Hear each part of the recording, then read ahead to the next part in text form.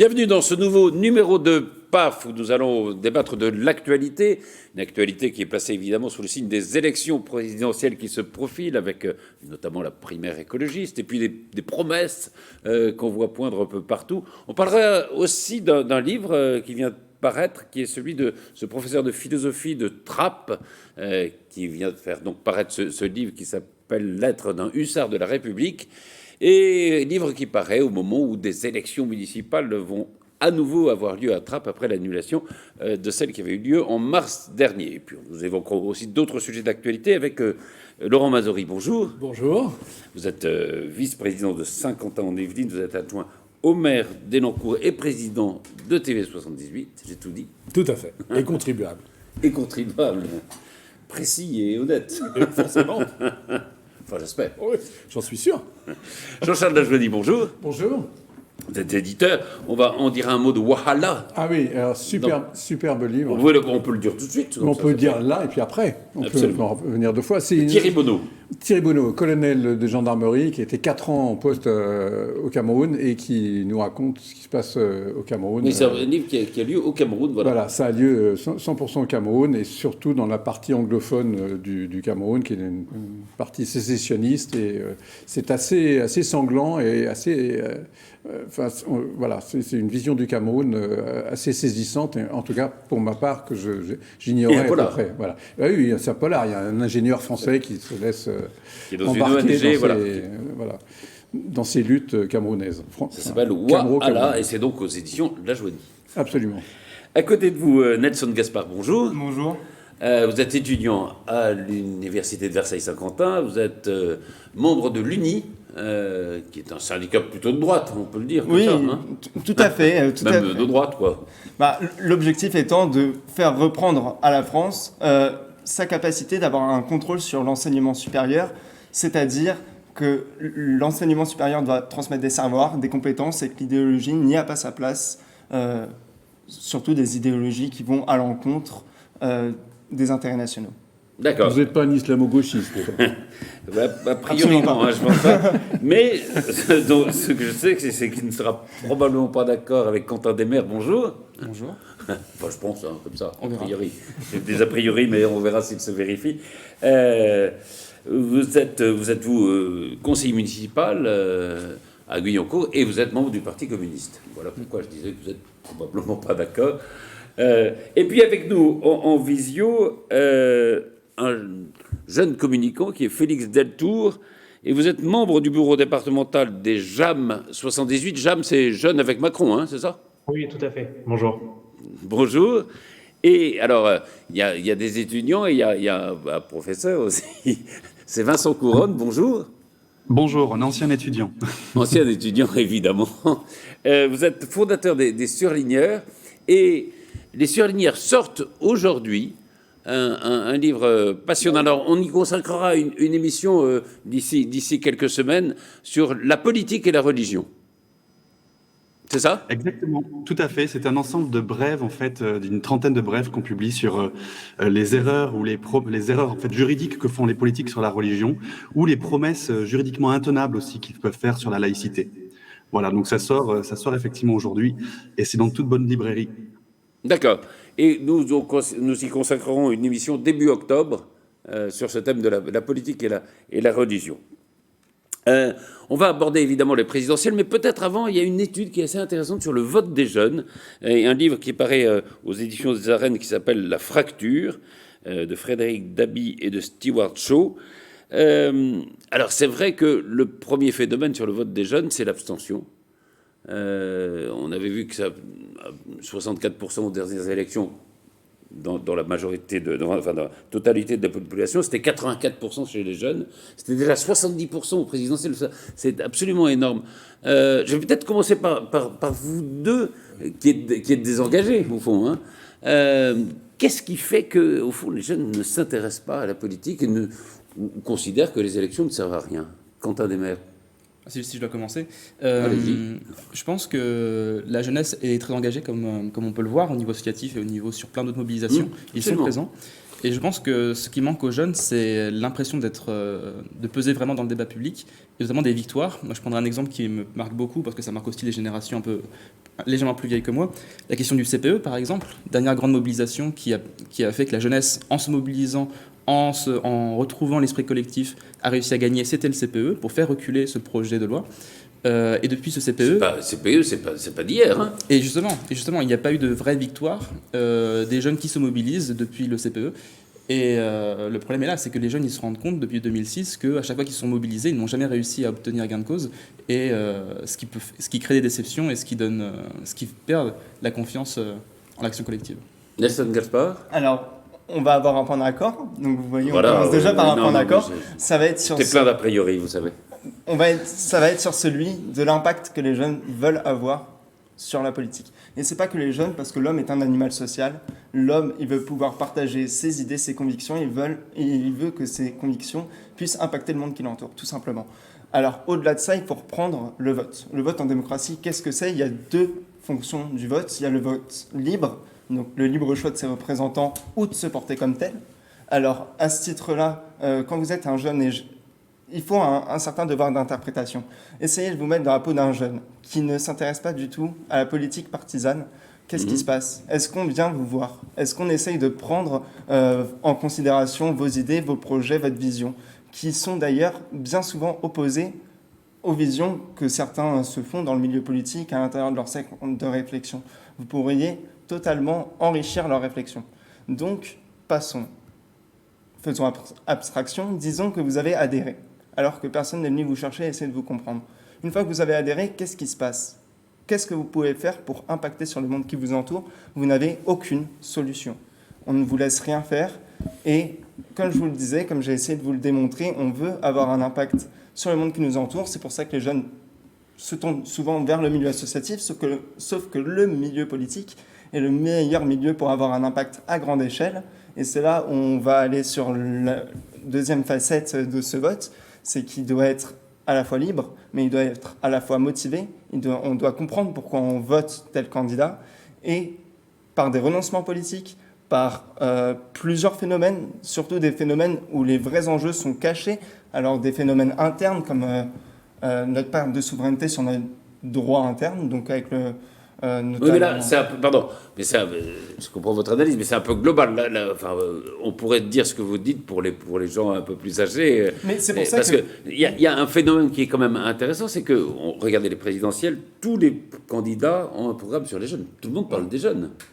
En gros, tout le monde parle des jeunes, sauf les jeunes eux-mêmes. Sauf les jeunes eux-mêmes. Moi, je voulais quand même réagir sur le fait de dire par rapport à notre ami à ma droite, c'est que moi, j'aimerais que les jeunes se déterminent pour plutôt que systématiquement contre. Et c'est un petit peu ce qui manque, en fait. Je trouve qu'on est souvent dans la réaction et on est un petit peu moins dans l'action militante. Et moi, ça fait plaisir qu'on ait des jeunes ici qui sont engagés, peu importe le bord, qui sont engagés pour la société, pour exprimer des idées, pour porter des projets. C'est là où, pour moi, c'est à vous de les entraîner. Il faut que vous puissiez entraîner tous les autres jeunes avec vous, quel que soit votre engagement politique, parce que c'est comme ça qu'on peut peser.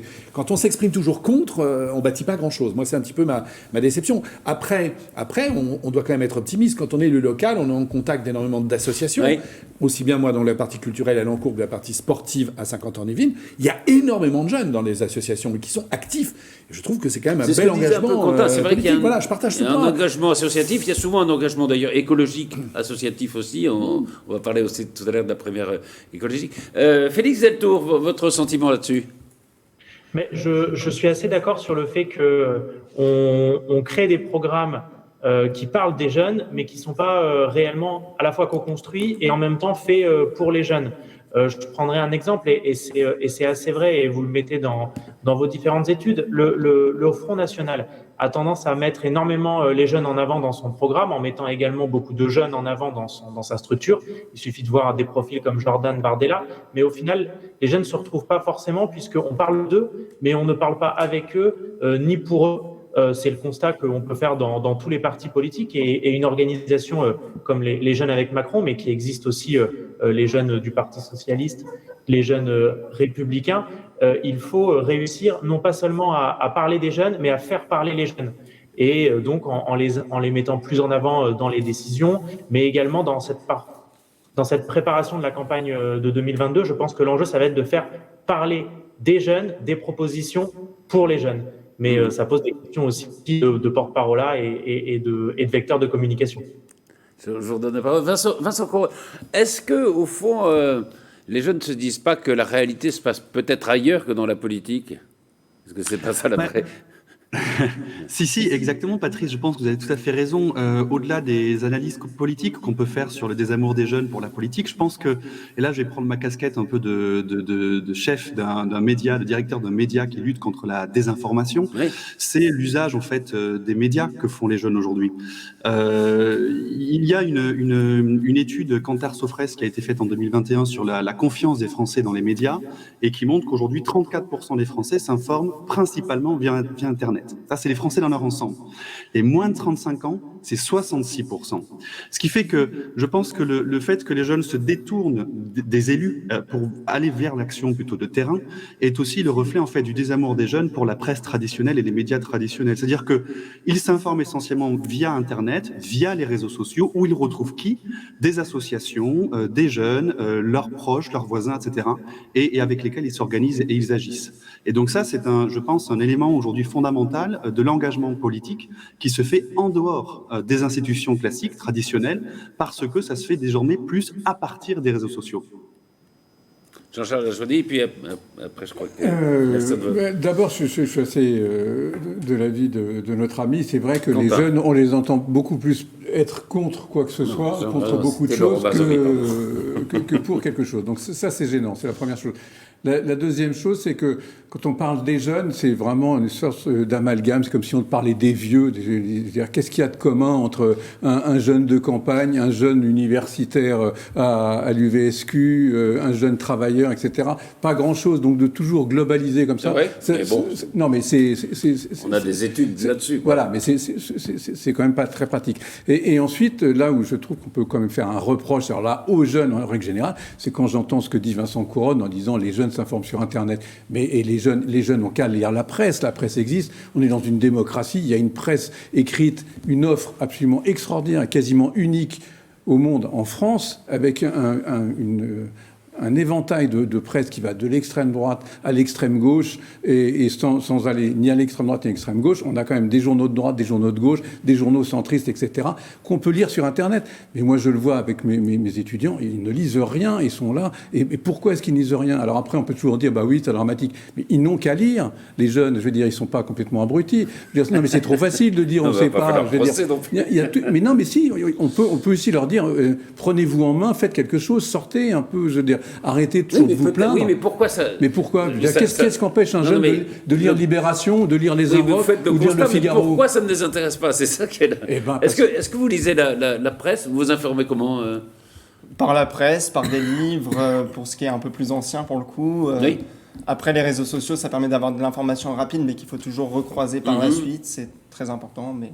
Quentin, après, quand on parle des réseaux sociaux, il ne faut pas oublier que les jeunes sont aussi abonnés aux grands journaux sur les réseaux sociaux. Sur Facebook, par exemple, on peut suivre sur son fil d'actualité les posts de Le Monde et avoir déjà un premier goût de ce que c'est. Donc, les grands médias, et ce qui n'empêche pas de cliquer, et pourquoi pas s'abonner pour pas très cher quand on est étudiant.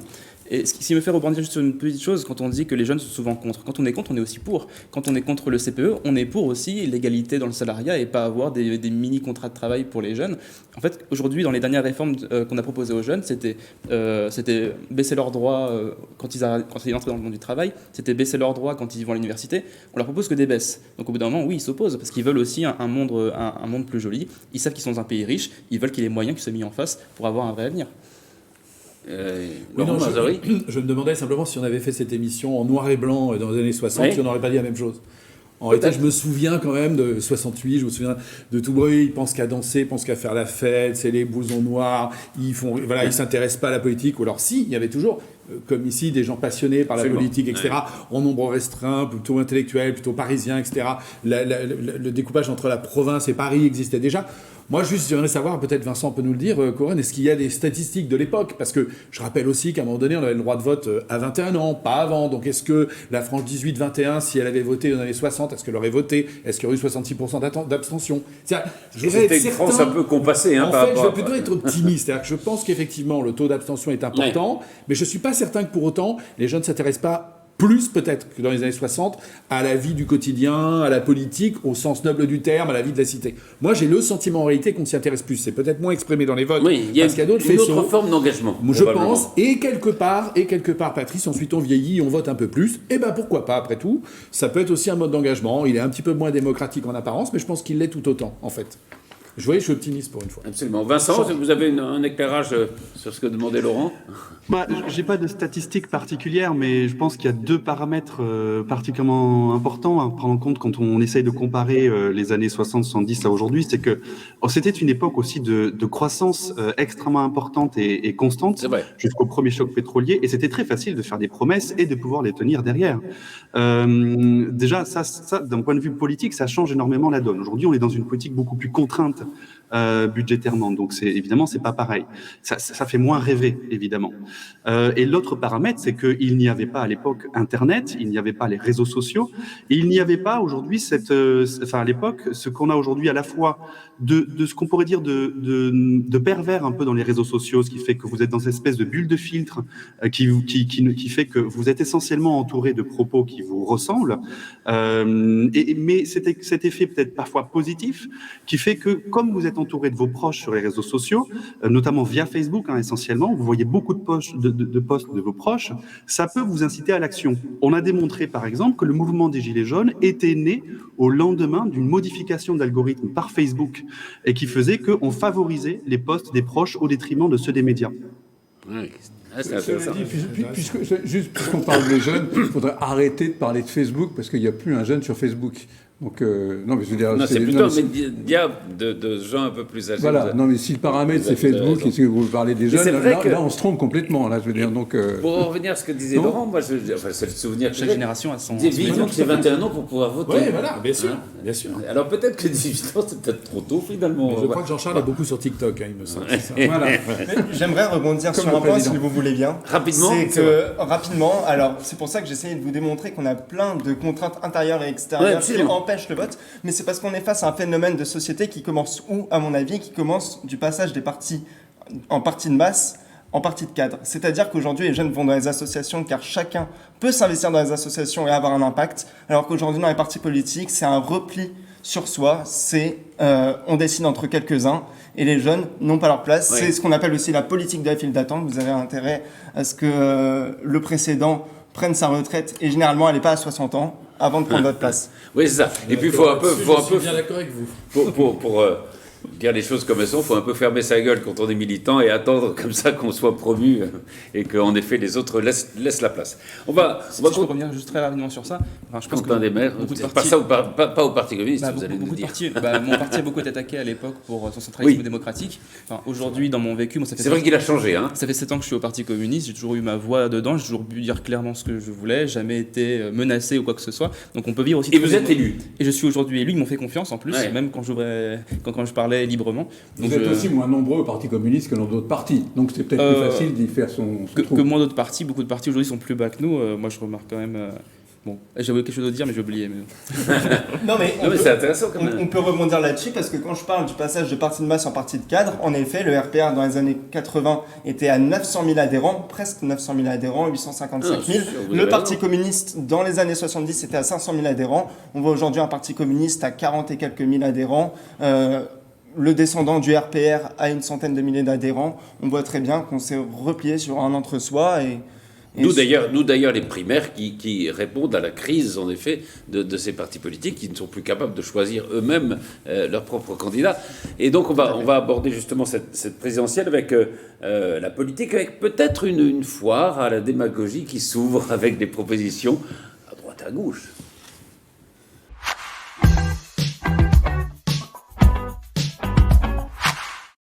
Alors il y a eu dimanche le résultat du premier tour de la primaire écolo, avec deux qualifiés, donc qui sont Jadot et Sandrine Rousseau. C'est assez intéressant. Alors, les commentaires sont un peu les mêmes, c'est-à-dire que cette propension des écolos à choisir plutôt le candidat qui fera le moins de voix, généralement. Et c'est vrai que il y a une radicalité, en tout cas, qui s'est exprimée dans ce choix, puisque Sandrine Rousseau était la candidate la plus radicale parmi les écologistes, Jadot étant celui qui, probablement, s'il était désigné, ferait le plus de voix et qui s'adresse à toute la société. Elle s'adresse plutôt aux militants. Comment vous allez analyser ces résultats, justement, Laurent ? Vous l'avez un peu dit, Patrice, c'est la radicalité contre la modération. Néanmoins, je rappellerai que tous les candidats écologistes se sont tous engagés à respecter, à faire appliquer la plateforme écologiste dans laquelle l'ensemble des futures mesures sont listées. Et il y a à l'intérieur un certain nombre de mesures assez radicales. J'entendais ce matin, par exemple, la création du statut légal des animaux. Ça paraît comme ça une petite blagounette, mais ça nous amène très rapidement à une forme de véganisme dans lequel, si on devait demain tuer des vaches, par exemple, on tuerait forcément des êtres juridiquement existants. On peut se poser les questions des déviances éventuelles. Après, il y a aussi un point qui est assez poétiquement un petit peu inquiétant, c'est que Madame Rousseau, par exemple, ne s'est jamais cachée de ses proximités avec Jean-Luc Mélenchon. Donc derrière, on porte autre chose et quelque part, on éclate un petit peu le parti écologiste. Bon. Après, telles que les choses sont et ont pu être montrées ce week-end, on voit que les statistiques, d'un point de vue vote absolu, ne plaident pas en la faveur d'une victoire de Yannick Jadot. Parce que si on s'amuse à faire le report des voix, Éric Piolle on a un peu l'impression qu'il est allé au bout. Donc, Delphine Batho, qui est une décroissante, Éric Piolle, qui est plutôt la gauche qui est pour une écologie assez radicale aussi. Oui, en gros, si on regarde les choses, Sandrine Rousseau a de fortes chances d'être désignée, en tout cas.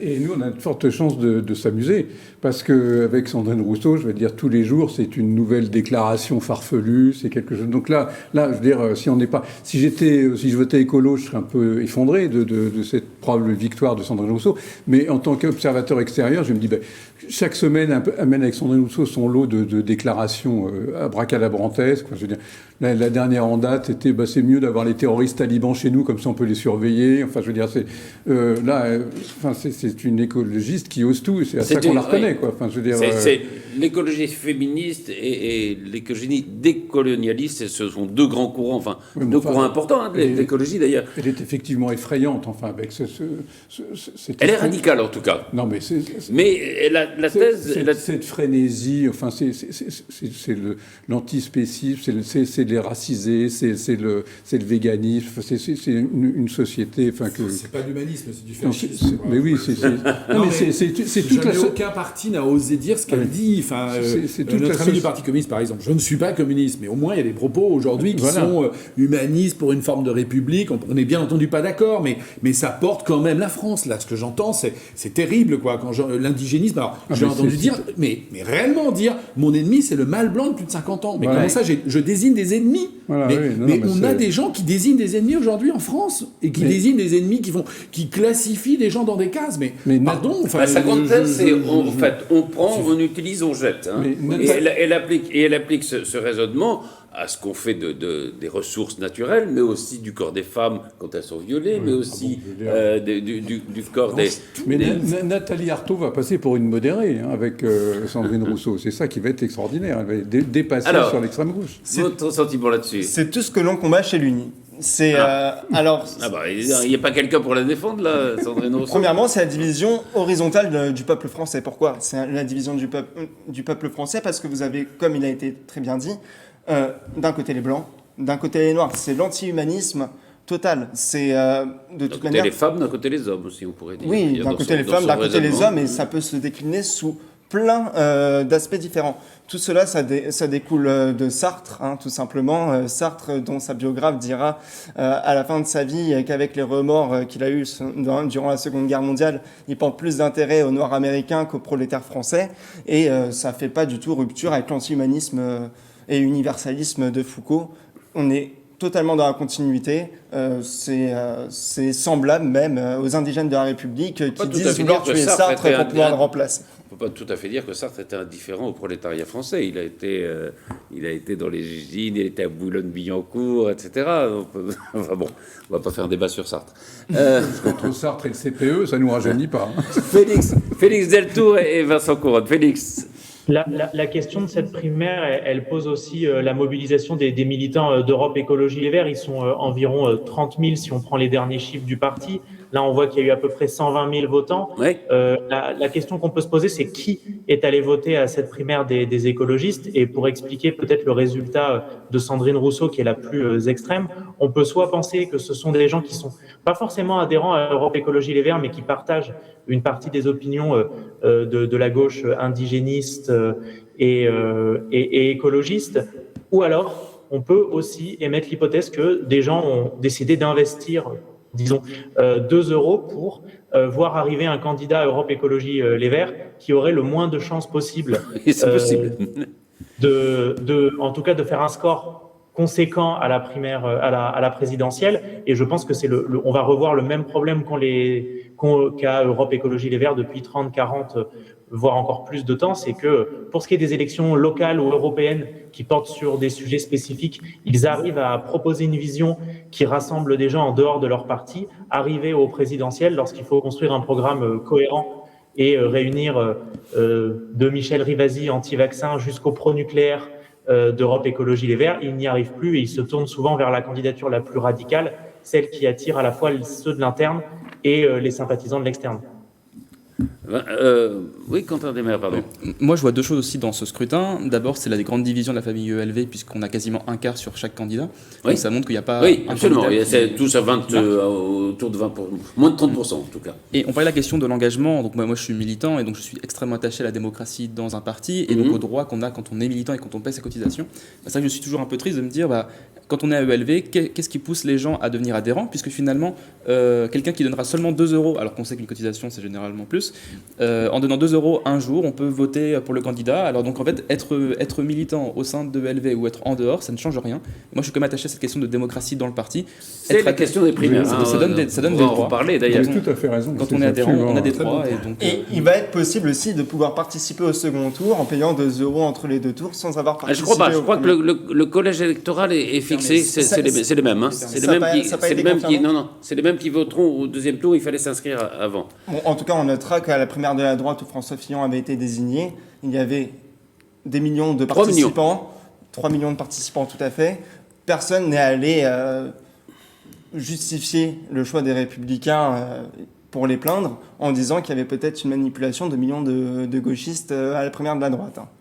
Non. Après, il y a probablement, mais c'était marginal. Il y a probablement eu des gens qui préféraient que ce soit Juppé qui a été voté, Juppé qui n'était pas forcément des membres de LR. Mais ça a été tout à fait marginal. Et c'était des primaires qui avaient été, pour le coup, bien organisées. Même si après, on peut s'interroger sur les primaires, est-ce que ça ne favorise pas justement les candidats les plus radicaux, ce qui était le cas de Fillon en 2017, qui est le cas de Sandrine Rousseau aujourd'hui. Vincent Couronne ? Oui, moi, une petite remarque liminaire, c'est que nous sept, là, autour de cette table ou de nos écrans, nous sommes en fait en tant que mâles blancs. Absolument. Non, mais c'est une erreur d'aujourd'hui, mais ça sera corrigé vite. Non, mais ce que je veux dire, c'est que nous sommes les ennemis désignés de Sandrine Rousseau, donc du coup, je suis pas sûr qu'on soit les plus objectifs pour commenter ses propositions. Du coup, je me permets de botter en touche et donc de dire que, en fonction de la personnalité qui sera désignée par ELV, il faut penser aussi au coup d'après. Et est-ce que la gauche sera en mesure de se rassembler pour le premier tour de la présidentielle? Effectivement, si c'est Sandrine Rousseau qui est désignée candidate de Europe Écologie Les Verts, ça me paraît assez compliqué quand même qu'elle puisse se ranger derrière éventuellement Anne Hidalgo, qui est la candidate du Parti Socialiste. Ce matin sur France Inter. Voilà. Elle a dit jamais je ne rallierai Anne Hidalgo. Non, elle a dit qu'elle se présenterait, qu'elle irait jusqu'au bout. Oui. Après, ça ne veut pas dire qu'au deuxième tour, elle va pas appeler à voter Hidalgo. Elle a dit qu'elle ne voulait pas se réfugier. Parce que vous pensez que Non. Hidalgo sera au deuxième tour, Patrice? Non, mais je Faisons pense. un loto tous ensemble. Mais une émission de fiction. Je continue ce que disait Vincent Couronne, et je pense que si c'est Sandrine Rousseau qui est désignée comme candidate verte, c'est plutôt une bonne nouvelle pour la gauche. Ah oui. C'est-à-dire que on voit bien les sondages. Yannick Jadot était plutôt devant le candidat socialiste ou la candidate socialiste. Si c'est Sandrine Rousseau, on peut estimer qu'elle fera 2-3%.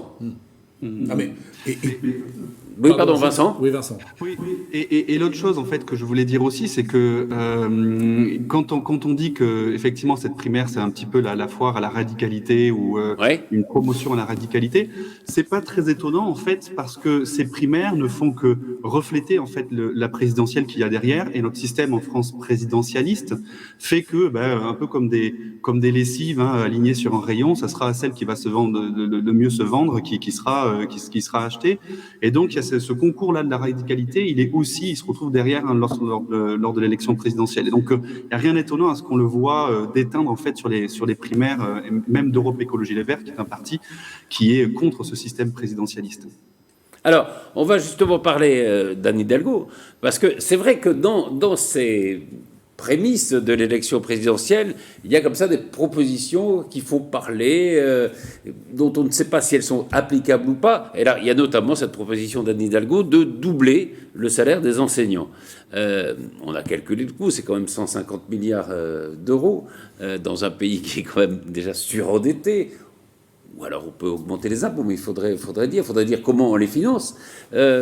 Est-ce que ça vous paraît une proposition réaliste ou une proposition qui est juste faite pour faire parler de soi? Laurent Mazori. Oui, alors première constatation, il y a un vrai décrochage de rémunération, effectivement, Oui. du corps enseignant général par rapport à la moyenne du corps enseignant européen. Ok, ça c'est clair.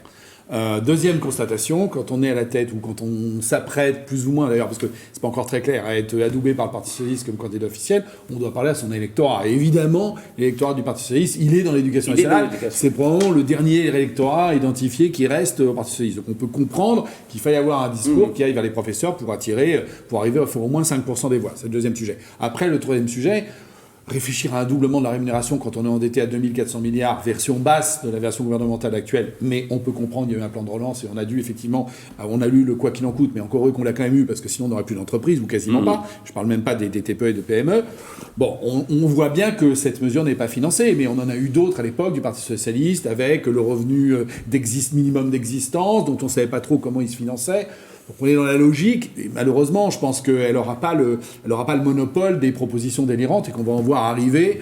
Elle en aura certainement d'autres elle-même, et il y en aura d'autres par ailleurs dans d'autres partis. Voilà. Enfin, là, elle a quand même mis la barre assez haut. Ah ben elle a commencé très fort, mais il faut effectivement qu'on puisse parler d'elle. Vous savez, en face d'elle, elle a Éric Zemmour qui vend son livre. Et donc, vous voyez, il y a une forme de logique commerciale et de marketing. On est dans le marketing, voilà. C'est complètement irréaliste. Justement, est-ce qu'on n'est pas dans cette logique d'une campagne présidentielle, de la campagne présidentielle, qui consiste souvent, il faut faire rêver, en gros, si on veut être élu.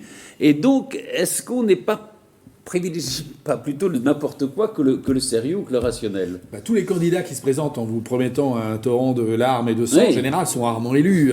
La dernière fois, on a essayé, vous vous rappelez, il y avait 2 surenchères. Il y avait, on va supprimer X centaines de milliers de postes de fonctionnaires, 10 000, 20 000, 30 000.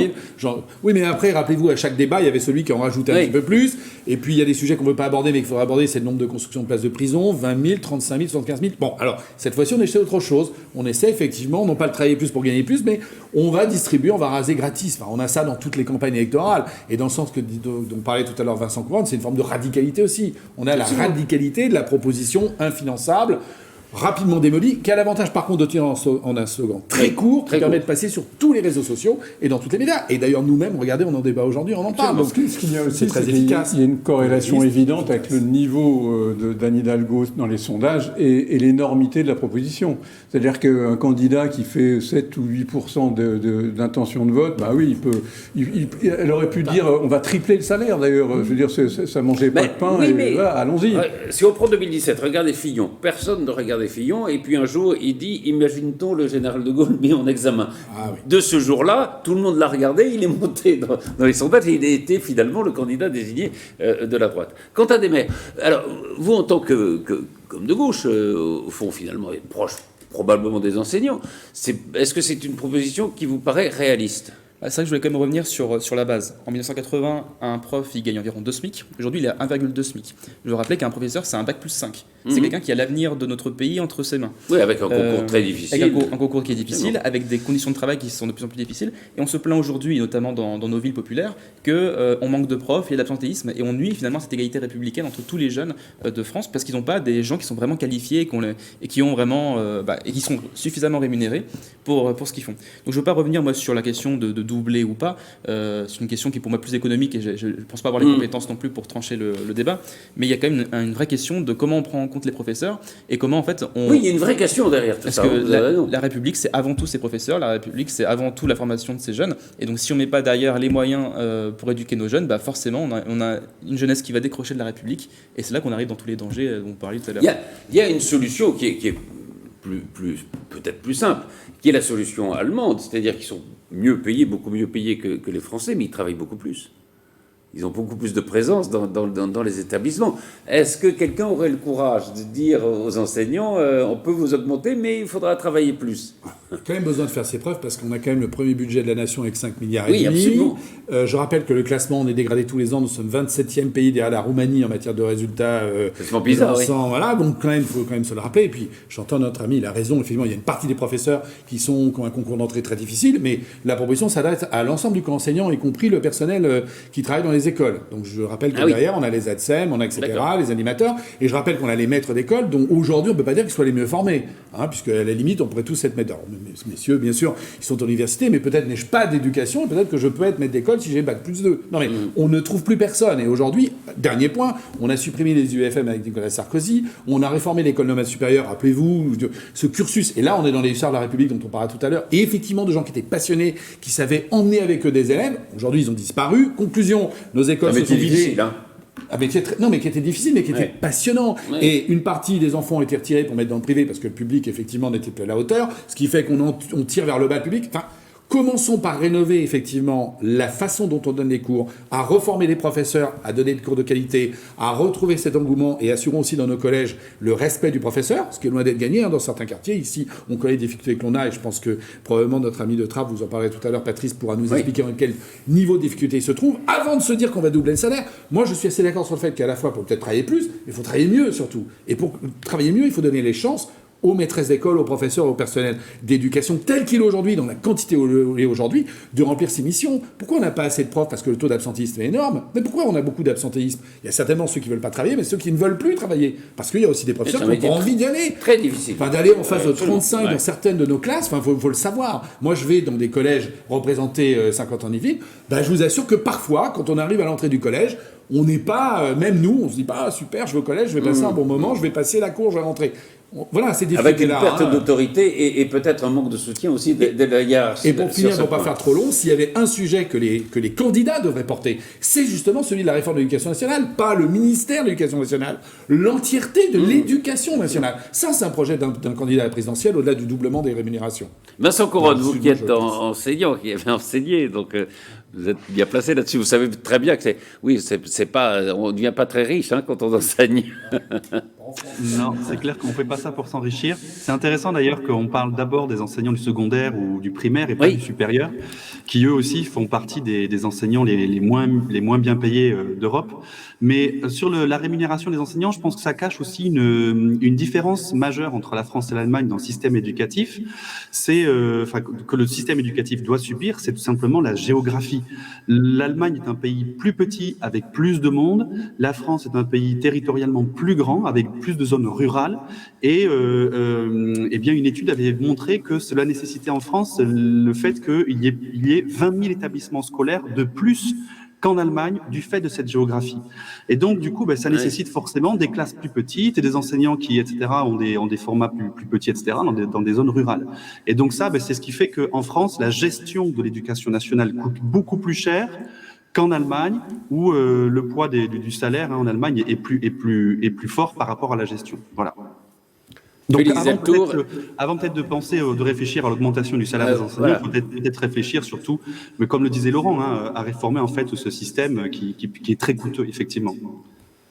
Félix Deltour et après Oui, Gaspard. en 30 secondes, je dirais que pour revenir sur l'énormité, même si elle pose une vraie question sur le statut des enseignants et leur salaire, l'énormité de la proposition d'Anne Hidalgo, en fait, elle trouve sa racine dès l'élection municipale. C'est déjà une stratégie qui avait été mise en place par Anne Hidalgo, qui avait fait beaucoup de mesures choc pour Paris, de telle manière à rassembler l'électorat de gauche et aussi à obliger les candidats de droite ou du centre à aller toujours vers aussi plus de radicalité dans la contestation des propositions ou dans d'autres propositions. Et cette manière d'éclater l'électorat, c'est aussi une manière de le centraliser autour d'elle. Donc, à voir si ça fonctionnera pour l'élection présidentielle, mais c'est une stratégie qui a déjà porté ses fruits pour les municipales, pour la candidate Hidalgo.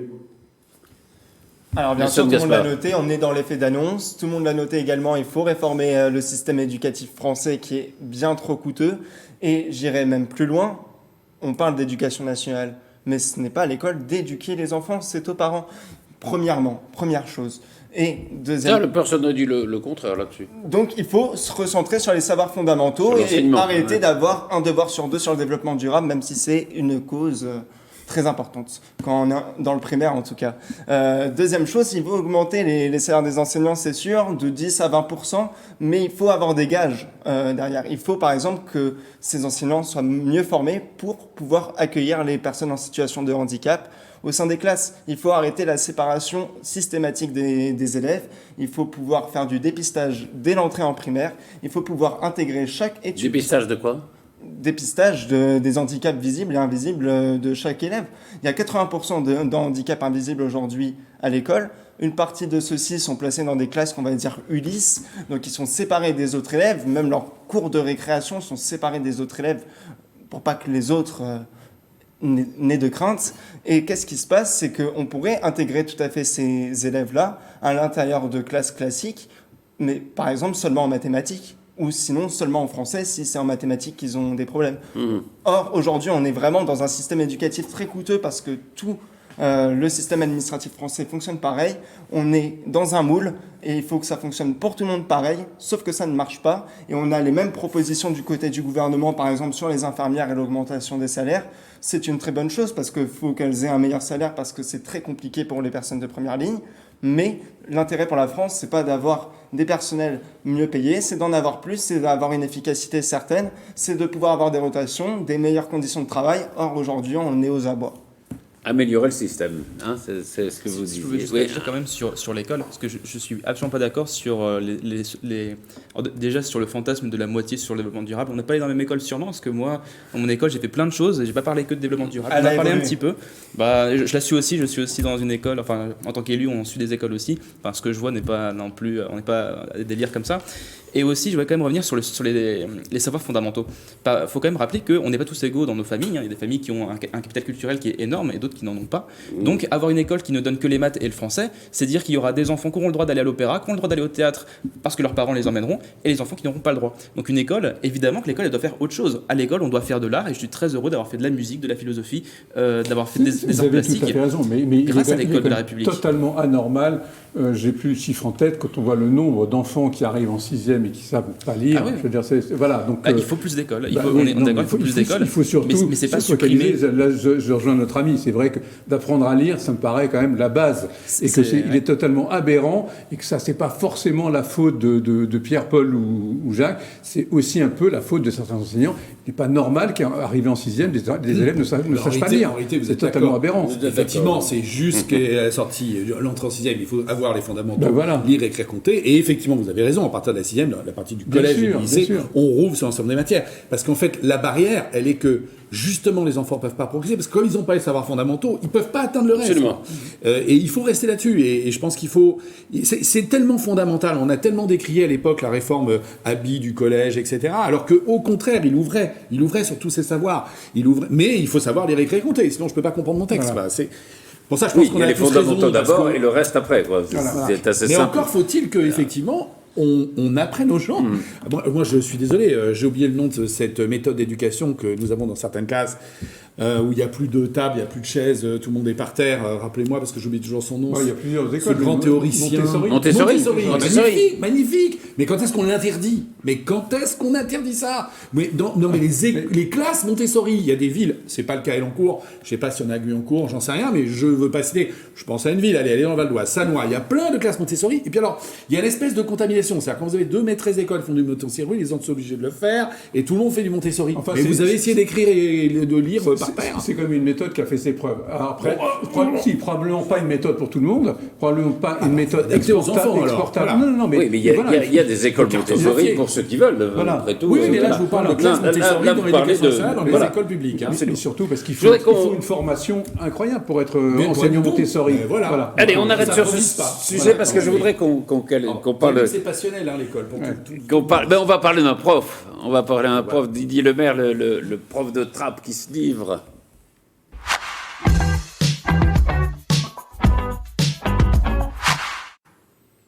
Alors Didier Lemaire, vous en souvenez, c'était ce professeur de philosophie de Trappes qui disait qu'il avait été menacé quelques semaines après l'attentat qui avait coûté la vie à Samuel Paty. Ça a créé une polémique. Il a finalement décidé de quitter son enseignement à Trappes. Et là, il publie un livre chez Robert Laffont qui s'appelle « Lettres d'un hussard de la République ». Il dit, voilà, j'ai été professeur de philosophie à Trappes et j'ai petit à petit pris conscience d'une poussée de l'islamisme au sein de mon lycée. Dans un contexte d'attentat, j'ai constaté que ma relation avec les élèves, tout comme leur relation à la discipline philosophique, je me suis retrouvé dans une position où il m'était devenu très difficile d'enseigner la philosophie en classe. Voilà.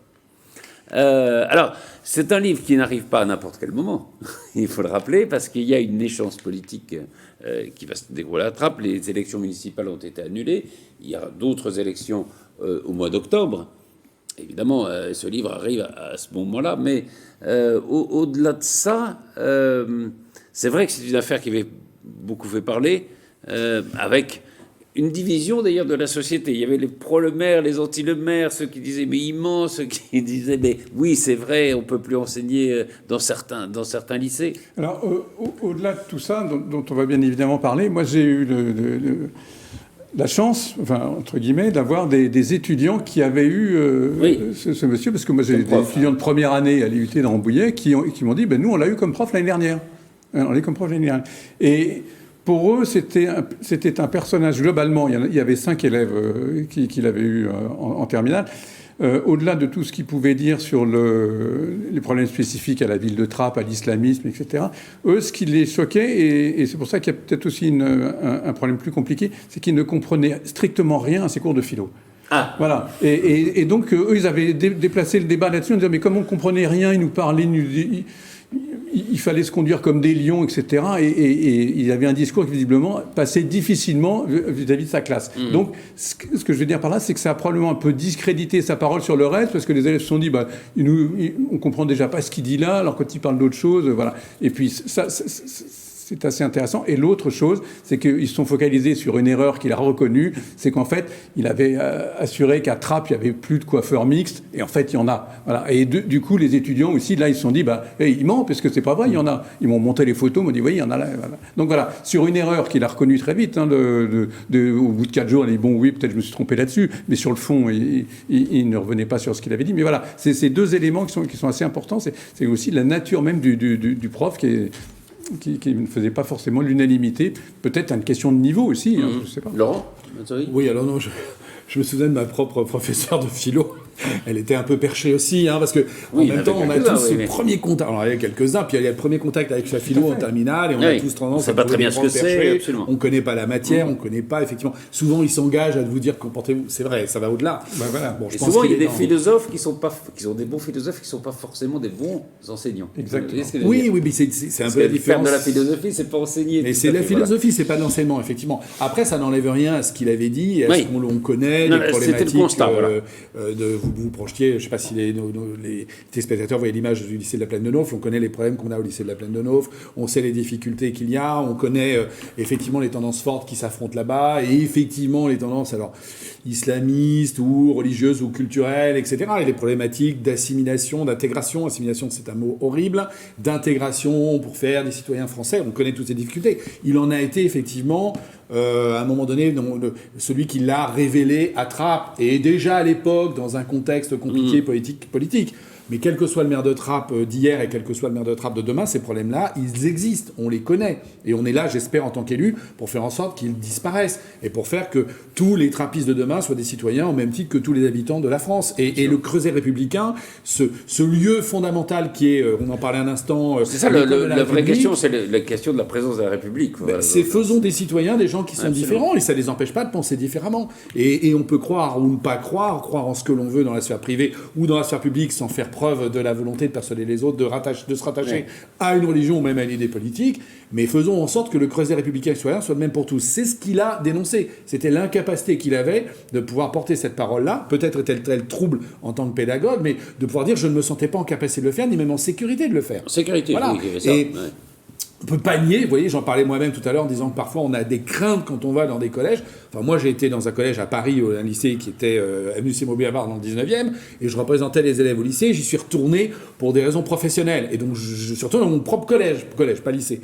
Et quand je suis dans le collège, le directeur du collège me dit « Oh là là, monsieur Mazory, descendez pas dans la cour, ça va être la récréation. » Je dis « Mais pourquoi ?»« Ah ben la récréation, tout le monde se bat, c'est très compliqué, c'est pas comme à votre époque. » Je dis « Mais pourquoi c'est pas mon époque, c'est le même collège, c'est les mêmes gens. » Je leur dis « Ah non, ça a bien changé. » Donc, après, il y a la sécurité, le sentiment d'insécurité. On va dire que le sentiment d'insécurité... Et le sentiment d'impuissance des mais oui, parce personnes, que je disais, mais enfin, moi, à l'époque, il y avait 2 pions descendus à la cour, ils auraient mis... C'était fini. Pas 3 baffes, mais 3 coups de pied au cul, et ça sera arrêté. On n'en est plus là. Ouais, on peut pas. Donc c'est là où il faut qu'on réagisse tous, qu'on se dise que d'abord on arrête de remettre en cause le constat. Voilà, ok, il y a un constat, et maintenant on applique des solutions, et on essaie tous ensemble de mettre autour de la table pour trouver des solutions, comme on le fait dans les conseils d'administration des collèges, des lycées, comme le font certains professeurs, comme le faire les différentes opérations qu'on met en place pour faire en sorte que effectivement tout le monde puisse s'exprimer. Et il faut surtout, ce que dit cet enseignant, c'est je comprends très bien son malaise, c'est qu'il est totalement anormal qu'un professeur de philosophie ne puisse pas débattre de tout dans sa classe. C'est le minimum, c'est le prérequis. On devrait parler de tout, absolument. Voilà, parler de tout. Et là, on ne peut plus, c'est vrai, parler de tout, parce qu'à chaque fois on dit « Ah oui, mais alors si vous parlez de ça, ça va mettre telle communauté mal à l'aise. Si vous parlez de ça, ça va créer un débat qu'on ne pourra pas gérer, etc. »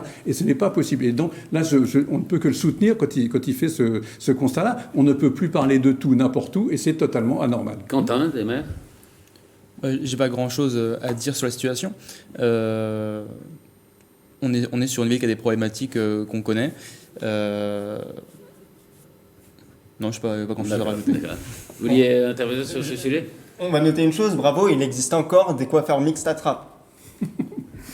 On s'interroge déjà sur le sujet, c'est une première chose à noter. Parce qu'il l'avait dit. Non. Oui, il l'avait dit, mais on s'interroge quand même sur le sujet. On pourra aussi s'interroger sur le sujet, que vous trouverez très rarement des femmes à l'intérieur des bars de Trappes. Mais il y a également d'autres phénomènes qu'on pourra observer. Moi, celui que j'observe, c'est celui de la politique de notre pays, parce que c'est la politique de notre pays qui peut créer, à un moment ou à un autre, des déstabilisations. Les déstabilisations n'arrivent pas toutes seules. La question qu'on doit se poser, c'est pourquoi on importe une seule et même population, une seule et même culture, ou encore une seule et même religion, souvent c'est les trois combinés, sur un même territoire. Il faut mettre des seuils, par exemple, de logements sociaux à l'intérieur des territoires. Il faut dire, par exemple, dans une ville, on ne met pas plus que 30 ou 40% de logements sociaux à l'intérieur d'un territoire. Comme ça, il peut y avoir une vraie assimilation. Comment vous voulez assimiler, sans la population d'origine, ou les populations qui sont là depuis bien plus longtemps, les personnes qui viennent d'arriver? C'est pas possible. Vous avez besoin d'être mis dans le bain. Et ce n'est pas le cas. Et on est face à une culture et à une religion qui a un droit propre, qui a une vision et une organisation de la société propre et qui a une position établie sur certains sujets. Alors forcément, quand vous mettez toutes ces personnes ensemble, il y a un endoctrinement de masse et de groupe qui est fait, comme on peut l'observer, sur tous les phénomènes de groupe et d'endoctrinement, comme les bandes de jeunes violents. Et ce que cela fait, c'est qu'on ne peut plus, comme il a été dit, on ne peut plus débattre de tous les sujets. Parce qu'il y a des sujets qui sont interdits. Si je peux réagir, oui. j'ai 2 petites choses à dire. D'abord, sur les bars. Enfin, au-delà de la question des femmes, il y a beaucoup de bars dans le Périgord, au fin fond de la France, où les femmes ne sont pas non plus Nous les avons dit bienvenues toujours ça, en général. C'est Enfin, pas le même. Mais C'est non, pas la elles même sont- raison. c'est pas la même Elles ambiance, sont mais, probablement rares, mais elles sont les bienvenues. C'est à quel point vous, en C'est réalité, complètement différent. ça peut dépendre. Ouais, ça, Et- c'est un argument. Oui, oui. Sur la question du logement, ça tombe bien, je suis délégué à l'habitat, donc je peux en parler un petit peu de ce que c'est que le logement social, par exemple à 50 ans en Yvelines et plus généralement Très rapidement, dans les s'il nous Yvelines. reste à peine Oui, très une minute rapidement. 30, Mais faudrait- nous, en tout cas, on est favorable aussi à qu'il y ait du HLM partout et qu'il y ait une meilleure répartition. Le problème, c'est qu'il y a des villes qui ne veulent pas du HLM. Absolument, Et parce qu'ils oui. ne veulent pas du Ça, HLM, c'est c'est compliqué. forcément nous, villes populaires, qui recueillons toutes les populations. Nous, on les accueille très bien, on prend notre part. On aimerait que les villes aussi un peu plus riches, souvent, les villes souvent de droite, fassent aussi au moins les 25%, les horribles 25% de HLM pour qu'ils puissent accueillir toute la population et qu'après, on ne vienne pas nous voir, nous, à nous dire qu'on est des ghettos, alors que c'est eux les ghettos de riches. Je vous interromps. C'est les ghettos de Non, non, pauvres Ce qui derrière. serait bien qu'à ce moment-là, les municipalités puissent choisir et non pas que ce soit l'État qui prenne 80% des attributions des logements. Félix, Il faudrait Félix peut-être aussi Deptour, accueillir non, moins non, de monde, Félix Deptour et Vincent Couronne pour conclure, parce que après il va falloir qu'on se quitte malheureusement. En quelques secondes, cette idée du creuset républicain, elle est présente à l'école, elle est présente dans le logement, elle est présente dans les bassins d'emploi. Et la vraie question, c'est pas de se dire à combien de pourcentage on met les logements sociaux ou le nombre d'enfants issus de telle ou telle minorité dans les classes. C'est plutôt de se dire comment est-ce qu'on fait en sorte que les stratégies, ce qu'on appelle les stratégies d'évitement, qui existent beaucoup pour les attributions des établissements scolaires. Je viens d'une ville, sans la citer, où les parents sont devenus maîtres en la matière, avec soit la mise des enfants dans les institutions privées pour pas passer dans le public, soit avec des multiples adresses pour pouvoir être dans le bon établissement. Je pense que là où on a échoué depuis quelques dizaines d'années, c'est qu'on n'a pas donné envie aux gens de vivre ensemble. Quand on installe, et c'est vrai, tous les logements sociaux dans le même quartier, on a des stratégies d'évitement qui sont mises en place par toutes les populations qui le peuvent et qui le veulent, et certaines voudraient pouvoir aller s'installer ailleurs pour se rapprocher de leur emploi ou des établissements scolaires un peu plus prestigieux pour pouvoir y mettre leurs enfants et n'en ont pas les moyens. Donc l'idée, c'est plutôt de donner à tout le monde l'envie de vivre ensemble et de restreindre non pas la capacité de choisir librement le lieu où on habite, où on met ses enfants à l'école, mais en tout cas faire en sorte qu'il y ait plus d'incitation à vivre ensemble, à travailler ensemble et à mettre ses enfants dans les mêmes établissements, plutôt que de toujours chercher à trouver les moyens de permettre à certains de contourner au fond la règle. En un mot, Vincent Couronne, je crois que moi je dirais il faut renvoyer au livre La politique à la religion. Oui, ben en fait, effectivement, on parle de religion. Moi, je suis assez d'accord avec ce que disait Jean-Charles Lajoigny tout à l'heure, c'est-à-dire quand il parlait de cet enseignant, donc Didier Lemaire, qui n'était pas forcément très bien compris de ses élèves. Je pense que c'est un élément fondamental, en fait, c'est la pédagogie. Moi, en tant qu'enseignant, je n'ai jamais rencontré aucun problème vis-à-vis de mes étudiants, d'une intolérance ou de sujets qu'on ne pouvait pas aborder, tout simplement parce que je pense que si j'accepte leurs idées, enfin si j'accepte en fait qu'ils puissent débattre de leurs propres idées, ils acceptent ensuite en retour qu'on débatte des idées que moi je leur mets sur la table et qui peuvent parfois les heurter. Et ça, c'est de la pédagogie et il faut que tout le monde puisse se poser les bonnes questions, etc. Et il me semble, et pour terminer avec le livre, que ce livre, donc Politique, religion et laïcité, donc qui sort aujourd'hui, donc des surligneurs en librairie, est un livre qui justement aborde tous les sujets sur la religion et de manière extrêmement neutre, c'est-à-dire qu'on dit en fait quel est l'état du droit, quel est l'état de la pensée aujourd'hui sur ces sujets-là, et ensuite, une fois qu'on a les outils, on peut en débattre. Et Absolument. ça, c'est de la pédagogie et c'est salvateur pour la démocratie. Non. Je suis désolé, on est obligé, voilà, le temps qui nous est imparti, comme on disait, est passé. Merci infiniment à tous les six et on se retrouve très vite pour un nouveau numéro de PAF.